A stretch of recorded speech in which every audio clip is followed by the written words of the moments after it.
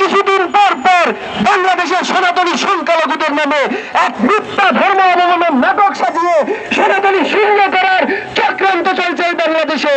সবচেয়ে দুঃখের বিষয় হলো এর আগে আমরা দেখেছি উৎসব মন্ডলকে নির্মমভাবে মারা হয়েছে, দীর্ঘদিন হসপিটালে থাকার পর তিনি সুস্থ হয়েছেন। এরপরে আমরা দেখেছি রংপুরে ফেসবুক আইডি হ্যাক করে 22টি ঘরবাড়ি সংখ্যালঘু সম্প্রদায়ের তুলিয়ে দেওয়া হয়েছে।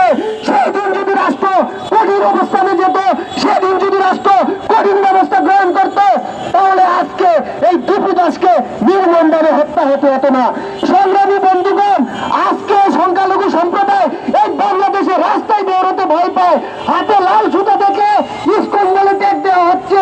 আজকে যদি একজন সংখ্যালঘু সম্প্রদায় রাস্তায় বেরোয়, কেউ যদি এসে বলে ইনি আমাদের ধর্ম অবহেলা করেছে, আপনারা কি তার উপরে মাফ করবেন? আজকে সেই পরিস্থিতি সৃষ্টি হয়েছে। দীপু দাসকে যারা মেরেছে তাদের 99% লোক জানেই না দীপু চন্দ্র দাস কি বলেছেন। সংগ্রামী বন্ধুগণ, আমরা চাই আমরা ধর্ম বর্ণ নির্বিশেষে একটা অসাম্প্রদায়িক বাংলাদেশ বিনির্মাণ করতে, যে বাংলাদেশ বহির্বিশ্বে বাংলাদেশের ভাবমূর্তি রক্ষা করবে। কিন্তু এটা কি বাড়ি একটা শান্তিপূর্ণ বাংলাদেশ না নবের বাংলাদেশ? আজকে মিডিয়াতে হামলা হচ্ছে, মিডিয়া লুটপাট হচ্ছে। আজকে যদি আমেরিকাতে সিএনএন হামলা হতো, কোন ব্যক্তি কি রাস্তায় হাঁটতে পারতো?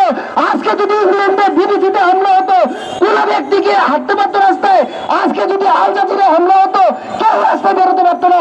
কিন্তু বাংলাদেশে প্রথম আলো, ডেইলি স্টারের মতো দীর্ঘদিনের সুনামধন্য পত্রিকায় হামলা হওয়ার পরে দুষ্কৃতিকারীরা রাস্তায় আছে।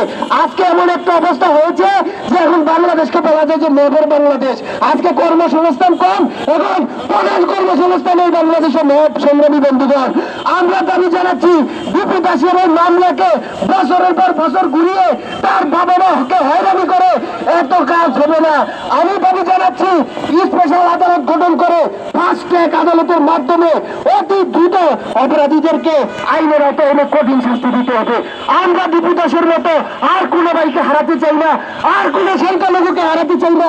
এটা শুধু দীপু দাসের মৃত্যু নয়, এটা বাংলাদেশের সমস্ত সংখ্যালঘুদের ভয়ভীতি। এখন তারা এই দেশে নিরাপত্তাহীনতায় ভুগতেছে। আমরা রাষ্ট্রের কাছে দাবি জানাচ্ছি, এই রাষ্ট্র আমাদের সকলের রাষ্ট্র। আমরা সকলে মিলে এক অসাম্প্রদায়িক, এক ধর্ম নিরপেক্ষ, এক গণতন্ত্র বাংলাদেশ প্রতিষ্ঠা করব।